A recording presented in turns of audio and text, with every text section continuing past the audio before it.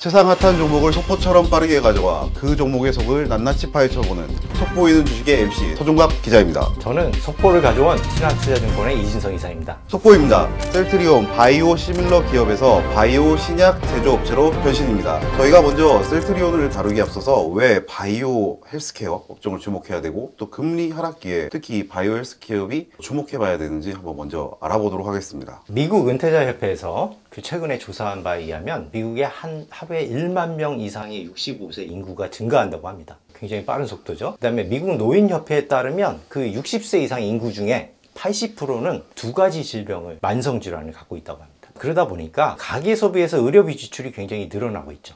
정부에서 보험을 보조해야 되기 때문에 정부 지출도 재정적으로 부담이 늘어나고 있습니다. 이러한 문제점을 해결하기 위해서 좀 더 낮은 비용으로 효과적인 치료법을 개발해야 되는 그런 상황이다, 이렇게 보실 수 있고요. 헬스케어 섹터도 과거에 전통적으로 이 증상이 나타나면 치료하는 그런 방법에서 근본적인 원인을 찾아서 치료하는 방식으로 바뀌어가고 있다는 겁니다. 거기다가 이런 헬스케어의 섹터의 패러다임 시프트가 기술 혁신과 함께 동반하고 있습니다. 지금 헬스케어 산업의 그 미래 전망이 밝은 곳도 있는데, 헬스케어 산업은 이제 연구개발하는데 많은 자금이 들잖아요. 네. 거기에 이제 금리도 굉장히 큰 영향을 끼쳐서 뭐 작용을 한다고 하는데, 그것도 한번 설명해 주시면 네네. 좋겠습니다. 그러니까 네. 금리 인상에 가장 타격을 본 회사들이 미래의 수익이 나는 테크 기업이라고 보통 알고 계시는데, 테크 중에서 작년, 재작년 금리 인상기에 가장 예외였던 종목들이 있죠. 우리가 잘 알고 있는 빅테크들입니다.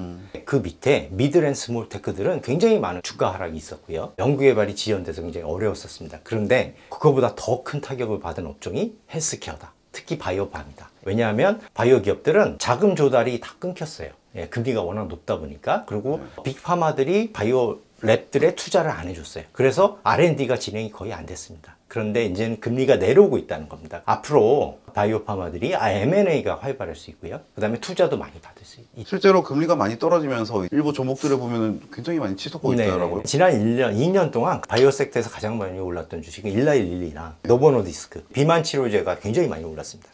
예, XLV는 그 헬스케어 섹터입니다. 안 올랐습니다. 아직도 안 올랐어요. XBI는 이제 바이오폼입니다. 바이오폼은 빨간색인데 굉장히 변동성이 크죠. 아직도 이렇게 많이 빠졌다가 최근에 올라오는 모습입니다. 금리의 영향을 가장 많이 받은 섹터인데, 이 신약들은 왜 안 받았냐? 비만 치료에 대한 수요가 굉장히 급증하고 굉장히 비싼 신약 값을 받고 있기 때문에 그렇다고 보시면 되죠. 그런데 이 일라일릴리랑 노보노디스크가 올라가면서 이 헬스케어 섹터들이 못 올라가는 면도 있어요. 아, 사람들이 비만 치료제를 먹고 건강해지면 제약 소비가 줄어들겠구나, 이렇게 생각을 했던 겁니다. 처음에는 코카콜라가 굉장히 주가가 빠졌어요. 비만 치료제가 주가가 오르는데 왜 코카콜라가 빠질까? 사람들이 비만 치료제를 복용하면은 식욕이 줄어갖고 패스트푸드를 잘 섭취하지 않을 거다, 이렇게 생각을 했던 거죠. 그리고 마찬가지로 나머지 제약 헬스케어 업종도 지금은 더 이상 타격을 안 받고 이제 또 쫓아가야 될 시기라고 보여지고 있습니다. 결과적으로 비만 치료제가 제약 업종 자체의 성과를 저해하는 일은 없을 거다, 이렇게 결과적으로 나왔고요. 그것보다도 헬스케어 섹터들이 못 올랐던 이유는 백신 재고가 많이 넘었습니다. 코로나 때 쌓였던 백신 재고가 그냥 쌓여 있겠어요. 생산 설비들이 어떻게 돼요? 다 놀고 있었어요. 네, 그게 이제 지금서부터 해소되는 상황이고요. 유유시설은 신약 개발에 이용되고 있습니다. 그러면 앞으로 금리가 떨어지면서 M&A가 활성화되고 투자가 활성화되고 매출이 늘고 하면서 회복이 굉장히 빠를 수 있는 섹터다, 이렇게 생각이 됩니다. 또 국내에서도 근데 뭐 약간 부각되거나 또 눈여겨볼 만한 상장사가 있다고 제가. 네네네. 거기다가 뭐 최근에 또 보면은 주주가치 재고 활동을 하면서 자사주 매입 소각이나 뭐 그렇게 했던 종목들이 또 많이 주목을 받는 것 같아요. 네네네. 바이오 쪽에서도 아마 그런 수혜를 받을 만한 종목이 하나 있는데. 네, 셀트리온이 최근에 합병을 하면서 주목을 받고 있고, 자사주도 매입해서 소각해 230만 주 이렇게 매입해서 소각하겠다고 그래서 이제 주목을 받고 있는데요. 시기가 저는 절묘하다고 생각합니다. 미국의 의료보험 당국이 이제 제약회사들하고 약값 협상을 직접 할 수 있도록 길을 터놨어요. 협상이 약값을 제한하는 게 2026년부터 이제 가능하다고 합니다. 그러면 제약회사들은 좀 난리가 난 거예요. 비싸게 약값을 받다가 깎아줘야 되는 상황이 될 수도 있는 거죠. 그런데 그 싸고 비용이 효율적인 약을 많이 공급해야 되는 보험 당국에서는 이 보험 혜택을 많이 받는 신약 커버리지를 늘리는 정책을 또 쓰게 된다는 거죠. 그러다 보니까 기존의 합성 의약품보다는 바이오 약품들에게 기회가 될 수 있는 기회가 점점 찾아오고 있는 겁니다. 근데 그런 시기에 셀트리온이 합병을 통해서 재정비하고 매출을 늘리기 위한 그런 방법을 이제 합병을 통해서 자사도 매입하고 이렇게 한다는 건 굉장히 시기적으로 절묘하다 이렇게 생각합니다. 또 저희가 PBR, PER 밴드를 또 한번 살펴볼 필요가 있겠죠. 셀트리온은 과거에 주가가 굉장히 많이 오르기도 하고 고평가가 됐다라고 하는데 최근 들어서는 또 아니더라고요. 그동안 주가가 많이 조정을 받았죠. 바이오팜들은 지난 2년 동안 굉장히 주가가 많이 조정을 받았다. 최근에 좀 오르고 있지만 매출에 비해서 이 주가 수준은 굉장히 낮은 수준. 아까 여기 보시면은 PBR 밴드도 굉장히 낮은 쪽에 있고요. PBR 밴드도 하단에 있습니다. 이제 앞으로 신약을 미국에 출시하는 것들이 얼마나 잘 팔릴 거냐, 바이오시밀러가 잘 팔릴 거냐에 따라서 이게 뭐 다시 이제 올라갈 수도 있는데 이익 증가 속도가 빠르다면 시장에서 아직 바이오팜에 대해서 이렇게 높게 밸류에이션을 안 주고 있는 그런 상황인데 이익 증가율이 빠르다면 다시 이제 PER. 셀트리온이 영업이익은 그 안 좋은 상황에서도 잘 버텼고요. 보시면 21년, 22년 보시면 이제 코로나 왔을 때 피크를 찍다가 22년에 좀 안 좋았습니다. 안 좋았는데 그런 대로 잘 막아냈고요. 2023년에 반등하기 시작했고 올해하고 내년까지 증가할 거라고 보고 있고요. PER도 여기 보시면은 주가는 그래도 지금 이익에 비해서는 좀 높은 편이죠. 네, 그런데 여기서 지금 현재 주가에서 단기 순이익이 이렇게 증가한다고 봤을 때 PER은 현재 주가로 봤을 때는 떨어진다.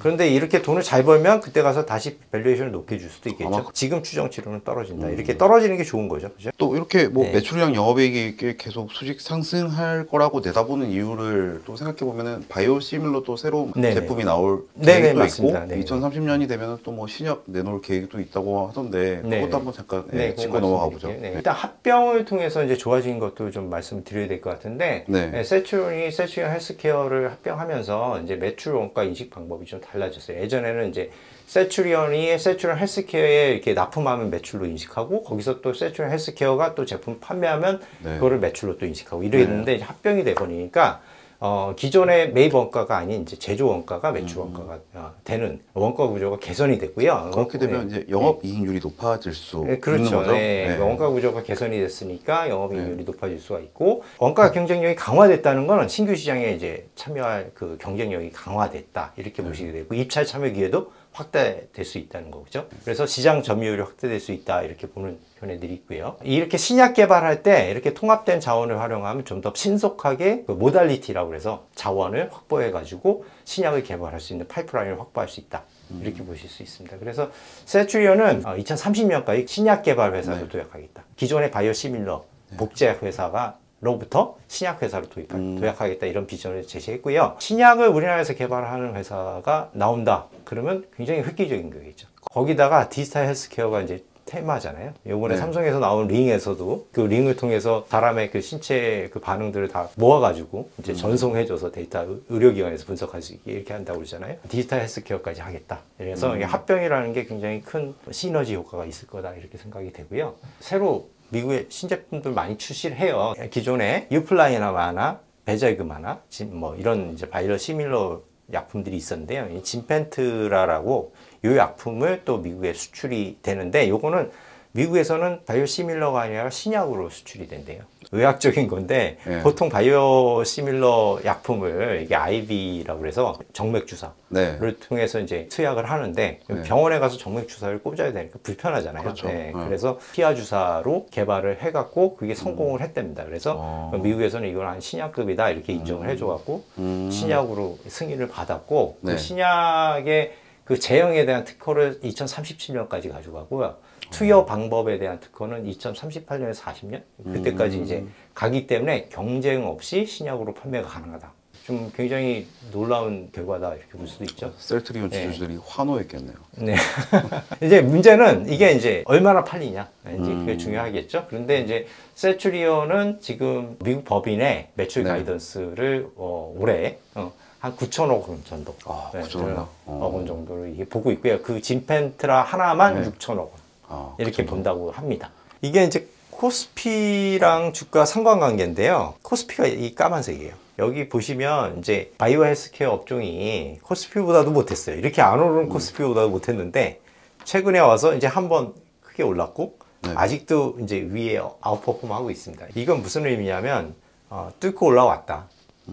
좀 많이 빨리 간 면이 있어서 조정을 받았지만 이 상태를 유지한다면 이제 상승 여력이 있다 이렇게 볼 수도 있는 것 같고요. 패러다임이 조금 바뀌었다. 네. 예, 이렇게도 해석할 수 있을 것 같습니다. 이진석 이사님과 말씀을 나눠보니까 크게 한 두 가지 정도 셀트리온이 이제 주목할 만한 점이 있는 것 같아요. 이제 뭐 외부적으로는 뭐 정책과 그리고 금리 변화에 대한 다른 수혜가 있을 것 같고, 이제 금리가 인하가 되면서 이제 뭐 투자나 현금을 외부에서 땡겨오거나 이런 것들이 좀 더 용이해질 것 같고, 또 미국에서 이제 좀 IRA 정책에 따라서 이제 바이오 신약을 판매하는 거에서 뭔가 좀 혜택을 받을 수 있을 것 같고요. 그리고 또 셀트리온이 가진 비전, 그리고 또 이제 뭐 자체적으로 기업 가치를 높이기 위해서 뭐 합병을 한다거나 중복 상장을 해소했죠. 그리고 또 자사주를 매입하고, 뭐 아직 소각 계획이 나오진 않았지만 그럴 수 있는 여지가 있는 것들, 이런 거 한번 저희가 눈여겨보면 좋을 것 같습니다. 헬스케어 섹터가 어닝이 후퇴하는 게 10년 만에 처음 있는 일입니다. 작년에 금리 인하, 코로나 때 백신 재고 넘치고 이런 요인들이 지금 해소되고 있어요. 일시적이라고 본다면 올해 2024년에는 이 헬스케어 섹터가 가장 다른 섹터에 비해서 아웃퍼폼할 가능성이 높다. 박앤세일하고 있다. 이런 생각도 듭니다. 예, 오늘 셀트리온 속보를 이제 알아봤습니다. 투자에 참고해 주시면 감사하시겠고요. 다음에는 또 어떤 속보 있는 주식이 나올지 많은 관심 가져주시면 감사하겠습니다. 감사합니다. 네, 감사합니다. 네.